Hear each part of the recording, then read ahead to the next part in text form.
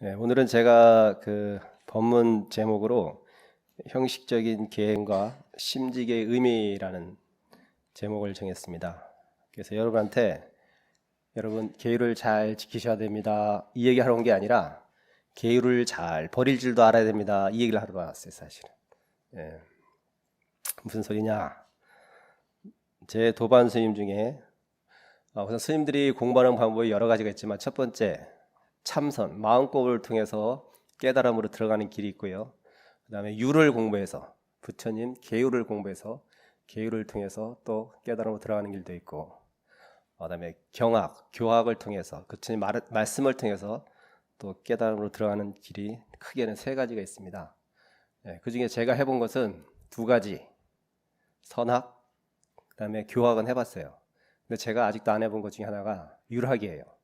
유학은 제가 하질 않았어요. 왜 그러냐면 첫 번째, 무엇을 지켜야 된다는 그 강박관념에서 저는 벗어나고 싶었어요. 좀 자유롭게 해서 내가 출가를 했는데 다시 그 구속 속으로 들어간다고 생각하니까 저는 별 유학 쪽은 인연이 없다고 생각했습니다. 그래서 유론 쪽은 쳐다보지도 않았어요. 보통 강원 4년에서 그 경을 보고 나면 스님들이 참선방을 가거나 그런데 이제 유학을 공부하기 위해서 유론 2년제, 그러니까 대학원이죠. 그렇게 가는 스님들이 있습니다. 제 도반들 중에도 있고. 근데 저는 뭐 율 공부하는 스님 쪽은 가지도 않았어요. 왜 그러냐면 아까도 그랬지만 그런 뜻이 있었는데 오히려 또 약간 생각이 바뀐 것 중에 하나가 제 도반 스님 중에 그 해인사 유론을 졸업하신 스님이 한번 얘기할 기회가 있어서 제가 그래 2년 동안 유학을 배웠는데 당신이 생각한 유학은 어떤 겁니까? 어떻습니까? 공부하니까 느낌이 어떻습니까? 이렇게 물어봤어요. 그때 그 스님 하는 말씀이 아직도 기억에 내려 남아요. 제가 유를 공부하러 들어갔지만 제가 딱 하나 얻은 게 있다면 제가 이 유학을 공부함으로써 율에 대해서 자유로워졌습니다. 그러더라고요. 율에 대해서 구속된 게 아니라 오히려 자유로워졌대요. 그래서 그 의미가 대충 제가 이해는 가더라고요. 그래서 이 스님 좀 공부를 열심히 했구나라는 생각이 들었습니다. 또 율에 대해서 생각나면 또 생각나는 스님이 한 분 계세요. 그 파계사에 지금 소임이 뭐 맡으신지 모르겠는데 그 철우 스님 아시나요? 모르시나? 이분이 이제 우리 정계사도 하시고 이제 유학 쪽에는 조예가 깊으신 스님이에요. 근데 이분 법문이 되게 따분해요. 아주 톤이 일정해가지고 들으면 졸려. 예. 그래서 이제 우리가 비구계 받을 때, 그러니까 이제 강원 졸업하고 비구계 받을 때 또 비구 살림이라는 걸 해야 돼요. 그냥 뭐 여러분처럼 바로 개 받고 그런 게 아니라 비구 살림 해가서 뭐 일주일이라든지 또는 3박 4일 이렇게 개 살림을 합니다. 먹고 숙식을 하면서. 그 중에 이제 율에 대해서는 이제 그 철우 스님이 이제 율을 저희한테 알려주시면서 했는데 율 자체도 딱딱하거니와 그 스님 톤도 너무 일정해가지고 제가 엄청 저뿐만 아니라 많은 스님들이 졸았는데 강의 중에 한번 눈이 번쩍 뜨이는 재밌는 대목이 있었어요. 이분이 해인사 유론 1기생이라. 지금 우리나라 유학을 하고 있는 스님 중에 최초 몇몇 안 계시는데 그 이 스님이 유론 1기생이었어요. 그때가 이 스님 나이 19살.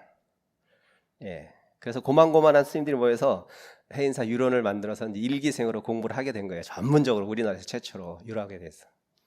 근데 다 19, 20, 때는 17, 다 그 나이 또래 스님들이 모여서 이제 유를 공부해보겠다 이제 모인 거라. 근데 그 스님이 이제 당신 경험을 얘기해 주시는데 당신은 그때 19살 그리고 자기보다 좀 위에인 스님이 20살 이렇게 있었대요. 근데 그때는 철저하게 오후 불식을 할 때라. 오후 불식. 그러니까는 점심만 먹고 그 이후에는 일체 아무것도 못 먹는 거예요. 지금 스님들 저녁 드시잖아요. 그렇죠? 근데 거기서는 한번 제대로 율을 지켜보겠다. 부처님 말씀대로 살아보자. 그래서 진짜 점심 딱 먹고 안 먹은 거예요. 그러니까 그 19, 20살 나이에 얼마나 배가 고프겠어요. 한참 식욕이 왕성한 나이잖아요. 여러분 아들, 딸들 봐봐요. 근데 이 스님들이 배가 고프니까 어떻게 하면 먹을까 막 궁리만 하는 거야. 그래가지고 하루는 그 해인사 뒷밭에 가서 겨울 되면 채소를 이렇게 김장용으로 심어 놓잖아요. 그거를 몰래 이제 한 포기씩 밤마다 가져와가지고 된장에다 찍어 먹는 거예요. 저녁마다. 예. 그렇게 해서 이제 좀 배고픔을 참고 넘겼는데 그렇게 할 때마다 그 20살 그 먹은 스님이 그렇게 태클을 걸대는 거예요. 어떻게 유를 공부하는 스님들이 오후 불식을 어기면서 그렇게 배추하고 먹을 수 있냐? 그래서 막 그렇게 잔소리를 해댔다는 거예요. 예. 그래서 그 스님 때문에 굉장히 곤란한 일이 많았는데 그래서 저희가 물었죠. 그 스님 지금 뭐 하세요? 라고 물어봤어요. 그러니까 그 차도 스님이 잘 웃지도 않으시는데 웃으시면서 태고종 가서 마누라 둘 얻고 살고 있어. 그러시더라고요. 예? 예? 예. 이게 무슨 얘기냐면 뭐 그 스님 결혼했다 그래서 흠 잡는 것이 아니라 물론 그런 시기가 있어요. 그럴 때가 있어. 그러니까 잘 지켜서 좋은 시기도 있고 또 상황에 따라서는 그 개로 인해서 더 큰 것을 잃게 된다면 그 개는 버려버리면 되는 거예요. 근데 그 개라는 옹알이에 딱 얽매여 가지고 그것을 지키려고 다른 것을 다 어떤 분란이라든지 시비 분별을 일으킨다면 그 개는 있느니 못하는 거, 없어질만 못하는 거라. 그래서 스님도 뭐라고 하셨어요? 우리 돌아가신 우리 부처님께서 뭐라고 하셨어요? 돌아가시잖아요. 소속에는 없애도 된다 하셨단 말이에요. 소속에. 근데 이제 아난이 잘못한 것 중에 하나가 그 소속애가 무엇입니까? 라고 물어봤어야 되는데 이 아난존자가 그걸 깜빡 잊어먹었는지 어땠는지 부처님한테 여쭙질 않았어요. 그래가지고 걔를 제정할 때 돌아가시고 나서 걔를 제정해야 되는데 우바리 존자가 걔를 송하긴 했는데 처음엔 의논을 했죠. 500명의 스님 모여가지고 이 걔를 하신 모든 것을 다 걔 항목에 넣어서 지킬 것이냐 아니면 부처님 말대로 소속에는 폐하고 대중계 큰 개만 지킬 것이냐 이렇게 의논을 했는데 결국 가섭존자께서 다 지키는 걸로 합시다. 그래갖고 계율이 다 제정되게 된 거예요. 그 사실은. 예, 그 소속계가 뭔지는 모르죠. 사실 물어보지 않았기 때문에. 어쨌든 부처님께서 계를 제정하시는 것은 그 계를 지킴으로써 깨달음이 오는 게 아니에요. 계를 지킴으로써 공부하기 편하고 집중할 수 있는 환경이 조성되는 거예요. 근데 사람들은 계를 안 지키면 저 스님은 계행을 잘 안 지키고 공부 안 하는 스님, 계행을 지키면 저 스님은 공부 잘하고 여법한 스님, 이렇게 좀 여러분이 착각하는 것 같아요. 제가 보기에는. 그래서 계의 정신을 한번 오늘 부처님이 제정한 계의 정신이 어떤 것인가. 근데 이게 비록 단순한 계에 대한 것이 아니라 우리가 마음 공부하는 전반적인 그 내용이 이 계율 정신에 들어가 있다는 거예요. 계를 어떻게 바라보냐에 따라서 내가 어떻게 수행하고 어떻게 사람을 보고 어떻게 관계성을 맺어가실 것인가가 이 계라는 것을 통해서 온통 드러날 수가 있어요. 계 하나만 국한된 것이 아니라. 그래서 제가 오늘은 계에 얽힌 얘기를 풀어가면서 좀 하고자 합니다. 자, 주보를 잠깐 볼까요? 자, 이게 마조어록에 나와 있는 대목이에요. 네. 선에서는 도대체 계를 어떻게 보는가? 마조 스님이 누굽니까? 마조 스님이 한마디로 말맞자 쓰시거든요. 얼굴 상호가 제가 좋아하는 가수 이문세하고 비슷하게 생겼대요. 예. 말상으로 생겼대요. 아주 호랑이처럼 생기셨대요. 마시기도 하고 그래서 이제 마조 스님이라고 하는데 그분이 쓴 말을 적어놓고 온 게 마조 어록이다. 옛날에 그 반야다라라는 스님이 있어요. 반야다라. 이분이 누구냐 하면 우리가 잘 알고 있는 달마 스님의 은사 스님이에요. 달마 스님의 은사 스님이라. 반야다라라고. 그 반야다라 스님이 달마 대사한테 이렇게 예언을 하셨어요. 네 이후 7대 아선 중에 세상 사람들을 밟아 죽이는 말이 태어날 것이다. 이렇게 예언을 하셨단 말이에요. 그분이 바로 이 마조라. 그래서 우리나라 선맥이 이 마조 스님으로 인해서 여태까지 이 조계종까지 내려오게 됐어요. 그래서 이 마조 스님 밑으로 기라성과 같은 많은 선사들이 나오게 됩니다. 예, 그분이에요. 예, 그런 분이 써놓은 글이에요. 그분이 말씀하신 내용이란 말이에요. 한번 볼까요? 술과 고기를 입에 대는 것이 옳습니까? 대지 않는 것이 옳습니까? 라고 하긴 물었어. 공부하는 스님이. 근데 마조 스님께서 이렇게 대답하셨어요. 입에 대는 것은 일한 대가를 즐기는 것이요. 입에 대지 않는 것은 복을 짓는 것이다. 여기 뭐 나왔어요? 술과 고기를 안 먹으면 깨달음을 얻는 것이고 술과 고기를 먹으면 깨닫지 못하느니라. 이런 얘기 나왔어요? 전혀 없죠. 예. 입에 대는 것은 일한 대가를 즐기는 것이요 입에 대지 않는 것은 복을 짓는 것이다. 자, 그도 읽어볼까요? 마조의 이 리버럴한, 그러니까 자유로운 면모가 물씬 풍기는 대화이다. 그는 너도 부처님처럼 웃고 울며 먹고 쌀 줄 아니까 부처님이라고 가르쳤다. 또한 다니고 머무르고 행주자와 다니고 머무르고 앉고 눕는 일이 그대로 보살행위라 하며 일체의 이념과 가치를 거부했다. 어떤 삶이든 나름의 의미를 지녔으니 너무 좌절하지 말라는 위로는 선량한 삶 이전의 진솔한 삶을 지향하고 있다. 고된 일과를 마친 노동자들이 너절해진 육신에 들어붙는 소주는 욕망이라기보다는 위안이며 휴식처이다. 물론 육식을 끊는 일은 좋은 것이다. 하지만 그것뿐이다. 네. 뭔 얘기를 하는지 아시겠습니까? 네. 자, 계속 읽어보면서 설명할게요.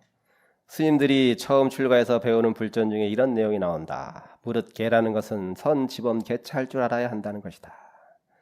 번역하자면 개를 잘 지닐 줄도 알아야 하고 범할 줄도 알아야 하며 열 줄도 알아야 하고 막을 줄도 알아야 한다는 것이다. 이게 스님들이 처음 출가해서 배우는 내용이에요. 예, 지켜라가 아니야. 개는 목숨을 버릴지언정 꼭 지켜야 한다. 그런 거 배운 게 아니에요. 저희들은 처음부터. 선, 지번, 개차를 배웠어요. 선, 지번, 개차. 근데 물론 어떨 때가 선하고 어떨 때가 그런지는 사실 자기의 양심이라. 그렇죠? 자기 양심에 비추어 봐야 되는 거예요. 이 상황이 내가 이것을 닫을 것이냐 열 것이냐는 자기의 개인적인 주관적인 생각일 수가 있는 거예요. 그게 무슨 말이야? 나의 개인적인 주관적인 생각이니까 사람마다 다 개인적인 주관이 다를 수 있으니까 그 개인적인 주관을 인정해줘라 이거예요. 인정해줘라 이거예요. 우리 부처님은 얼마나 관대하신 분인데요. 예. 부처님의 반기를 일으키고 나갔던 제자가 누구야? 예? 제바다tta잖아요. 제바다tta. 제바다tta는 아주 나쁜 놈으로 알고 있죠, 여러분. 전혀 아니에요. 제바다tta는 계율을 엄격하게 지키자고 부처님한테 건의한 사람이에요. 예외 없이 모든 계율을 부처님이 하신 말씀 그대로 살아야 됩니다 라고 부처님 앞에 가서 따진 사람이에요. 예를 들면 오후 불식이면 밥을 먹지 말아야지. 왜? 뭐 약한 사람은 봐줘서 저녁에 약석을 먹게 하고, 예. 또는 3일 이상 나무 밑에 머물지 말라 그랬는데 왜 정사를 지어가지고 안거를 하고, 이런 걸 한 10가지 종목을 조목조목 부처님 앞에 가서 따졌어요. 그래서 부처님 이 이후로는 부처님 제자들이 부처님 하신 말씀 그대로 계율 그대로 하나도 어김없이 빠짐없이 그렇게 살도록 합시다 부처님 했는데 부처님이 노한 거예요. 노했어요. 왜? 사람마다 처지가 다르고 생각이 다르고 환경이 다를 수 있는데 어떻게 그것을 일괄적으로 다 그것을 지키라고 하냐 이 말이에요. 아픈 사람은 때론 밥을 먹어야 되고, 예? 여러분 어린아이가 빽빽 울고 배고파하는데 얘야 이제 엄마도 동안거 중이고 오후 불식할 테니까 너도 먹지 말아라. 젖을 물리지 않으면 이게 말이 돼요? 말이 안 되잖아요. 그러니까 계라는 것은 어떤 상황, 뭐 그게 또 상황 논리로 정당화시키면 안 되겠지만 그것을 지혜롭게 잘 알아서 열고 닫고 쓸 줄 알아야 된다는 거예요.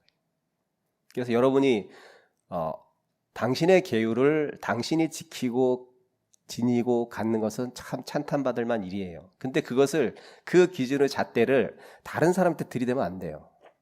예. 20살짜리 그 스님이 그렇게 잣대를 들이대더니 지가 상황이 바뀌니까 어떻게 됐어? 장담할 게 아무것도 없어. 세상살이는 어떻게 될지 누구도 모르는 일이에요. 예. 그래서 자기 자신에 대해서 엄격하란 말이에요. 남한테 엄격하지 말고 제발. 지금 우리 여기 법당이 기둥이 지금 저기 사각이 돼 있잖아요. 저렇게. 예.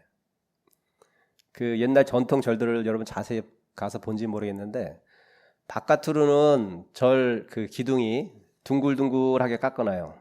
그리고 안쪽으로는 저렇게 네모나게 깎아놓습니다. 이게 뭔 소리인지 아세요? 의미가 있어요. 남한테는 둥글둥글하게 대해주고 자기 자신한테는 각을 세워서 엄격하게 하라는 거예요. 예, 공부할 때. 근데 여러분 반대로 하죠. 남한테는 각을 들이대고 자신한테는 둥글둥글해. 예, 잘 생각해 보세요.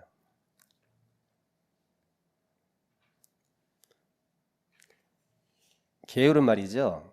공부하다 보면 공부에 마음이 있고 공부에 온전히 힘쓰려고 하는 사람들은 계율을 스스로 지키게 돼요. 누가 말해서가 아닌 스스로. 왜? 해봐서 그것이 안 좋다는 걸 체득이 가능하기 때문에.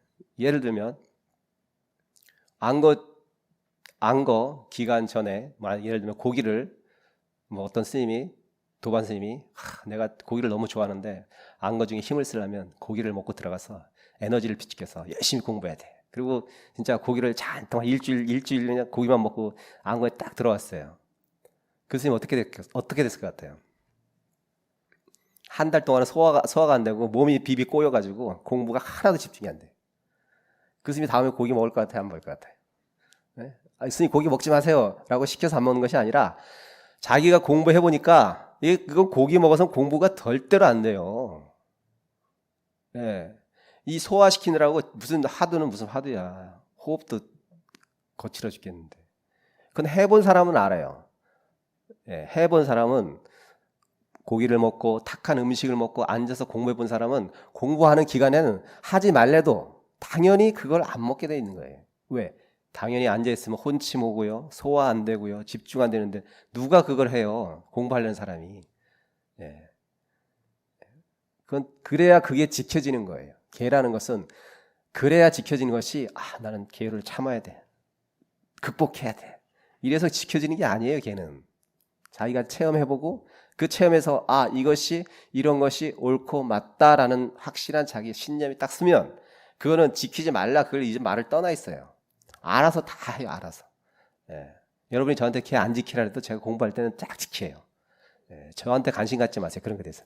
제가 알아서 다 할 테니까. 예. 예. 꼭 좋은 얘기는 안 해요. 저한테. 안 좋은 얘기만 저한테 들어와요. 제가. 예. 그래서 제가 이 밑에도 써놨지만 자기 공부하기 바빠 죽겠는데 왜 남이 무슨 개를 어기고 말고 그걸 뭘 그렇게 시비 분별을 하는지. 예. 얼마 전에 우리 도반이 한 명 왔다 갔는데 이 도반은 이제 지금도 굉장히 개를 아주 채식을 철저히 지키고 그런 도반입니다. 예. 그 도반 스님이 식당에 갔는데 제가 스파게티 파스타를 좋아해요. 제가 그걸 모시고 갔죠. 그래서 저는 이제 그런 거 아직도 안 먹는 줄 알고 그럼 스님은 뭐 고르곤졸라나 이런 건 아무것도 안 들은 거 시켜줄까 그랬더니 아니랍니다. 자기도 먹을 수 있대. 뭘 먹을 건데 파스타 시키려는 거야. 오징어도 들어가고 뭐 새우도 들어간 거 먹겠다는 거야. 그래서 시켜줬죠. 근데 진짜 먹던데 파스타에 들어간 새우, 오징어는 안 먹더라고. 그 대신 국물은 먹더라고. 국물은. 나머지는 제가 다 먹었죠. 이 도반이 이제 많이 이제 그 완고함에서 좀 벗어났더라고요. 벗어났더라고. 그리고 우리 강원 다닐 때는 그런 거에 대해서 엄청 우리한테 시비를 걸었거든요. 지키냐 안 지키느니. 근데 지금은 절대 그런 말 안 합니다. 절대 그런 말 안 해요. 그래서 제가 생각했죠. 아이고 이 스님이 공부가 좀 됐구만 이제. 자, 봅시다. 대승불교의 전반적인 정신에 대한 이해가 없는 중생에게는 오해의 소지가 있을 수도 있다. 그리고 계율에 대한 이해가 없는 스님들에게는 정당화의 방패막이로 오용될 수도 있다. 하나 일에는 하나의 가치만이 있는 것이 아니며 누구나 옳다고 하는 사실도 다른 면에서 볼 때는 그럴 수가 있다는 사실을 공부인이라면 생각할 줄 알아야 한다. 그 개를 가지고 시비를 하는 것보다 그래서 분열과 불화를 조정돼서 그 화합이 깨지는 것보다 그 개를 과감하게 버리는 게 우리 같은 큰 신행 집단에서는 더 중요한 얘기예요. 예를 들면 마조 스님이 제자가 누구냐면 남전 스님이라는 분이 있어요. 남전 스님. 남전, 보원, 남전, 보원. 이 기라성 같은 스님이 많이 나왔다 그랬죠.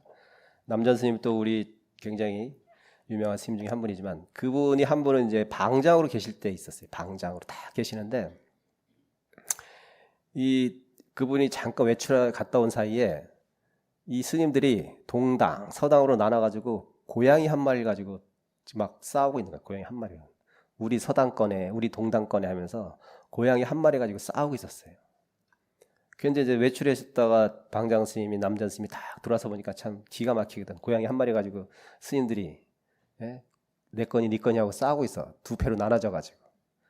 그래서 남전 스님이 어떻게 했어요? 고양이를 딱 들었지, 잡아서. 너희들이 한마디 못 잃으면 이놈은 두 동강이 난다. 그 대중이 한마디 일렀겠어요? 못 잃을 걸 그랬겠어요? 못 일렀어요. 그 자리에서 두 동강 났죠, 고양이. 두 동강 났습니다. 남전 스님이 잘라버렸어요. 단통을 내버렸어요. 남전 스님이 걔를 어긴 거예요? 지킨 거예요? 불살생을 어겼잖아요. 불살생을. 큰일 날 일이지. 성불의 종자가 끊어지는 일이지. 계율대로 하면. 근데 그때는 어때요? 그때는 뭘 보여주기 위해서 그분이 불살생을 어겨가면서까지 그 대중들한테 뭘 가르쳐 주려고 그랬던 것 같아요, 여러분. 화합? 화합?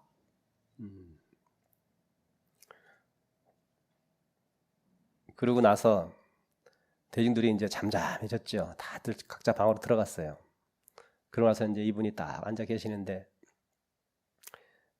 원주를 보고 있던 조주 스님. 조주 스님은 아주 또 유명한 스님이죠. 조주 스님께서 딱 오셨어요. 그러니까 야 조주야, 낮에 이런 일이 있었다. 너라면 어떻게 했겠냐 하고 물어봐요. 그러니까 어떻게 해요? 조주 스님이 신발을 머리에 이고 그냥 나가버려요. 신발을 머리에 이고 밖으로 나가버려. 그러니까 남전 스님이 뭐라고 하셨어? 아이고야, 그때 만약에 저 조주가 있었으면 고양이가 살았을 텐데, 이렇게 말씀하셨다는 거예요.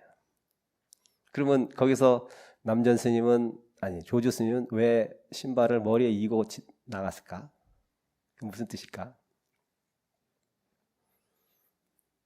네? 마음자리를 보여준다고? 마음자리가 어떤 자리인데요?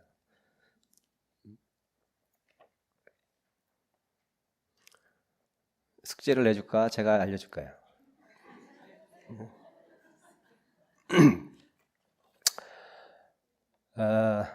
신발을 머리에 이고 갔다는 건 무슨 뜻이에요?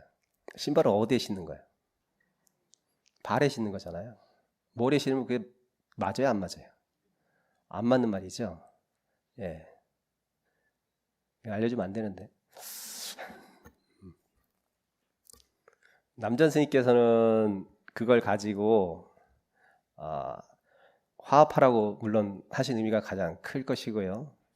또 조주 스님께서 한 행동은 남전 스님이 지나쳤죠. 그 별것도 아닌 거 가지고 목숨을 죽이고 그랬냐 이거예요. 쓸 때 제대로 썼어야지. 제대로 스님도 못 썼습니다. 그걸 가지고 뭐 불살생을 저지르니까, 그러니까 쓸 때 제대로 못 쓴 거야. 그러니까 신발을 쓸 때 제대로 못 쓰니까 당신 머리에 이고 가는 거야. 그냥 당신도 잘못 썼다 이거야. 그리고 나간 거라. 이건 물론 제 나름대로 제가 해석한 거예요. 제 나름대로 해석한 거예요. 여러분이 또 공부하다가 그걸 또 다르게 이해할 수가 있어요. 다르게 볼 수도 있고 다르게 해석할 수도 있어요. 제 견치에서 제가 아는 만큼만 얘기하는 거, 이건 정답은 없는 거예요. 이게 답이다 이렇게 오해하시면 안 돼요. 이런 얘기하면 큰일 나요. 답은 아니고 그냥 내 생각이 그렇다는 거예요. 제 생각이, 제가 본 견치에서는 그렇다는 거죠. 어쨌든 그 불살생이라는 측면에서 봤을 때 남전 스님의 행위는 불살생을 했기 때문에 불살생의 종자가 끊어진 행위죠. 계율적인 면에서 봤을 때는. 그렇지만 그 스님이 대중들에게 더 큰 것을 보여주고자 하는 입장에서 봤을 때 그 행위는 결코 불살생을 했니 안 했니, 죽였니 안 죽였니, 먹었니 안 먹었니가 중요한 것이 아니라 그것이 어떤 정신이 거기에 개합되어 있냐를 봐야 되는 거예요. 그러니까 낙처를 볼 줄 알아야 되는 거예요. 그래서 제가 제목이 형식적인 계행이라고 했잖아요. 형식적인 계행은 뭐냐 하면 모든 상황, 모든 곳에서 똑같이 해야 된다는 거예요. 그건 형식적인 계예요. 예를 들면 부처님이 제정하신 계율은 모두 지켜야 된다. 그러면 나머지 부처님께서 제정하신 아는 계율은 어겨도 된다. 이게 맞아요, 틀려요? 근데 남방 스님들이 그렇게 하잖아요. 남방 스님 길거리에서 담배 피고 다니십니다. 예? 담배 피고 다니세요. 여러분이 담배를 공양으로 올려요. 여기다가 올려놓으면 스님들이 갖고 가서 펴. 여러분 이상하죠 지금? 의아하죠?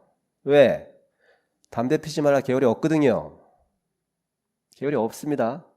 그래서 남방 스님은 계율에 있는 것만 지키는 거예요. 그러니까 형식적이라 계율에 철저할 수는 있어요. 그렇지만 아주 형식적인 개연 정신이죠 그것이. 그러니까 부처님이 제정 안 했으니까 담배는 펴도 되는 거야. 그러면 부처님께서 마약을 하지 말라고, 그때 마약도 없었으니까 그럼 마약 돼도 되네? 이거 말이 안 되는 소리잖아요. 이거 아주 소승적인 생각이라 아주 편협된 사고방식이에요. 예. 그래서 대승이 와서 그걸 어떻게 발전시켰어요? 대승으로 와서 심지계라고 했잖아요. 심지계, 제가 심지계의 의미라고 했잖아요. 심지계, 마음의 계라. 마음의 계. 내 양심에 이것이 진짜 꺼리키면 하지 않는 거예요. 이게 계율이에요. 내 양심에 꺼리키지 않으면 해도 돼요. 상황에 따라서는. 모든 게 딱 어떤 조건과 틀에 맞춰져 있는 것이 아니에요. 예. 그래서 자유롭게 계를 부릴 줄도 알고 거둘 줄도 알아야 되는 거예요.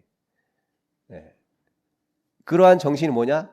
여러분이 무엇을 판단할 때 아주 대자유인으로서 보고 판단할 수 있는 거예요. 그래야지만.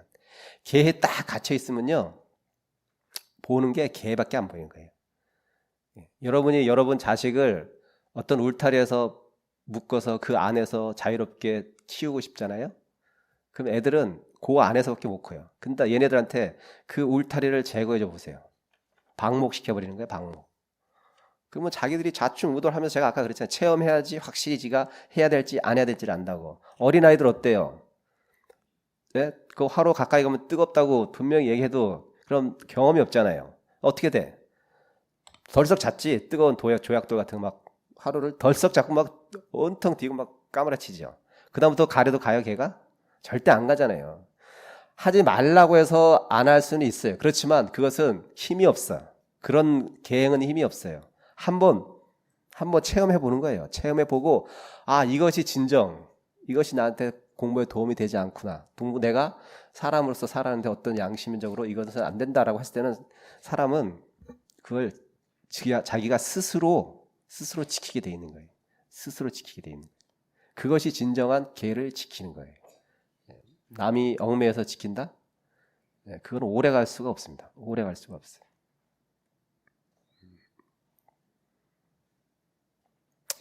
자, 그래서 부설 거사는 출간으로 사는 선택을 포기하고 한 여인의 생명을 구하는 길을 선택했습니다. 그렇죠? 결혼했어요. 부설 거사님. 어느 스님이었어요. 길거리 지나가다가 마을에 묵게 됐는데, 그 마을에 며칠 묵게 된 그 집의 딸내미가 이 부설 거사, 그때는 스님이었겠지. 스님을 보고 반했잖아요. 그래가지고 나 저 스님 아니면 나 죽겠다고 막 자살 소동을 벌이니까, 자살 소동을. 그러니까 그때 부설 거사가 스님으로서 엄청 고민했겠지. 내가 중생을 생명을 구하고자 머리 깎고 출가했는데 저 여인 하나마저 구할 수 없다면 나는 의미가 없다. 그래서 그냥 그 집에 눌러 앉았어요. 대들 사이로. 그래서 결혼해 살았어요. 근데 도력은 같이 친구가 3명 그 스님이 있었는데, 두 스님은 진짜 그 길로 떠나서 또 스승 타자서 공부했지만 결국 나중에는 어떻게 됐어요? 그 공부의 깊이가, 그 두 스님은 부설가한테 잽도 안 돼요. 쫓아가지도 못했어. 왜 그랬을까? 왜 그랬을까? 저는 결혼 안 했잖아요. 저는 자식도 없잖아요. 근데 여러분 살면서 자식과 남편과 아내 빼면 사실 공부할 나머지는 별로 없는 거예요. 요 관계에서 공부가 되는 게 엄청나요. 사실은. 그렇죠? 그 경험 내에서 주는 그 인간 관계에서 주는 것, 그 경험이 엄청난데, 저는 거기서 오는 경계에서 오는 공부를 해보고 싶어도 할 수가 없잖아요. 저는 추상적으로만 여러분한테 들어서, 상담할 때 잠깐 들어서 아는 정도지, 여러분처럼 체득이 저는 안 됐어요. 그래서 아직 예쁜 여자 보면 눈이 돌아가요. 딱 보고. 별거 아닌데 사실 그쵸? 결혼 생활 해보면 아무리 예뻐도 얼마 가지도 않는데 저는 아직 그게 몰라가지고 예쁘면 다 좋은 줄 알고 눈이 싹 돌아가잖아요. 여러분 쳐다볼까 몰래 이렇게 오죠. 그렇단 말이에요. 이게 결혼 생활에서 사실은 경험하지 않고 아는 것은 가장 지혜로운 사람이죠. 근데 우린 그럴 힘이 별로 없잖아요. 그래도 경험하고 알면 그나마 그것을 피할 수 있으면 진짜 현명한 사람이에요. 근데 여러분은 이제 앞으로도 다음 생에 다시 결혼하겠습니까? 라면 여기서 하겠다고 하는 분이 몇 분이 있을까? 네? 또 하시겠습니까? 또 자식 낳고 또 살겠습니까? 아, 그래요? 그분들은 뭐 그냥 그렇게 사세요. 네, 괜찮습니다. 예. 저는 뭐 결혼 안 하는 게 좋고 결혼하는 게 나쁘다 이 얘기를 하려는 것이 아니라 저는 그 자식에서 주는 역경계, 아내가 주는 역경계를 겪어보지 못해서 공부 깊이가 여러분보다 못하다는 얘기를 지금 하려고 하는 거니까요. 예, 순경계보다는 역경계에서 공부하는 게 더 힘이 있거든요. 어려운 일이 있을 때 사람은 번쩍 정신이 차리잖아요. 더 그것을 왜 그럴까, 왜 그럴까, 왜 그럴까, 왜 그럴까 고민하면서. 근데 여러분들은 자식이 주는 역경계, 남편이 주는 역경계에서 공부가 된 분들이잖아요. 예, 저는 안 됐어요. 전혀 안 됐어요. 거기에 대해서는. 여러분보다 거기에 대해서는 공부 깊이가 아주 낮아요. 예, 추상적으로만 알고 있어요. 어쨌든 부설과사도 그 자식과 부인한테 어떤 공부 경험이 역경계에서는 공부가 많이 깊어졌을 거라고 생각을 해요. 그래서 더 공부가 더 깊어져서 나중에 좋은 선지식만 찾아내서 공부했던 그 두 스님보다 공부의 깊이가 더 깊어져서 어떻게 돼요? 그 물병 그때 얘기했을 텐데 법문 때 물병을 3개 딱 넣고 도력을 썼는데 다른 스님들은 물병이 다 깨져서 물이 막 쏟아져서 떨어졌는데 부설거사는 그 병이 깨졌는데도 물이 그 병 모양 그대로 공중에 매달려 있었잖아요. 도력 셋이 실험했는데. 예. 그리고 원효대사는 저작거리에 나와서 춤추고 노래하지 않았는가. 이제 계율을 잘 지키는 것이 칭송받아 마땅하나 그것이 깨달음의 필수 과목이 아님을 알아야 한다. 오히려 계율을 잘 지킨다는 상에 사로잡혀 있다면 계율을 버린 자보다 그는 깨달음에 더 큰 장애가 있음을 알아야 한다. 공부인은 자신의 내면을 볼 줄 알아야 한다. 입으로 불사를 한다, 보시를 한다, 봉사를 한다 하면서 마치 그것을 하지 않는 대중들은 불심이 없다는 시비 분별이 있다면 단연컨대 전자는 후자보다 불도에 나아가는데 큰 장애가 있을 것이다. 자기 공부하기 바쁜 사람이 남이 살림살이를 볼 겨를이 어디 있단 말인가. 이게 제 오늘 법문의 요지고요. 오늘 법문은 여기까지 하도록 하겠습니다. 고맙습니다.